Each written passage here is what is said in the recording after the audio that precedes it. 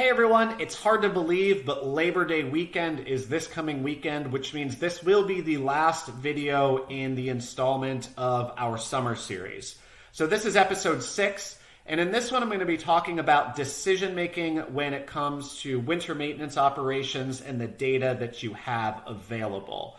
So what I want to do here for our snow fighters is I want to go through a couple of different scenarios. We'll call them scenario 1 and scenario 2 during a winter weather event.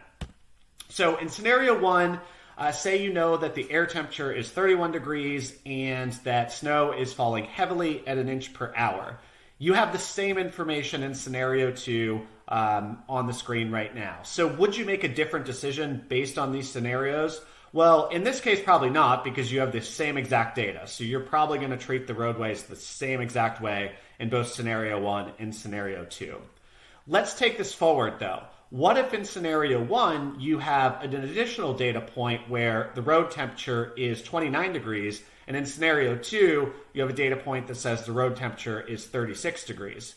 Now, would you make a different decision on what you plan to do as far as treatment is concerned? Well, you likely would. In scenario 1, you got heavy snow, the road temperature is below freezing, you're going to want to treat that roadway, and then you can decide what material to use to treat it. In scenario 2, you then have a decision to make. You have a roadway that's 36 degrees, so well above freezing. There's some natural melting occurring. So you could either decide not to treat the road for now, even though heavy snow is falling, or you could treat it with a lighter application based on the road temperature.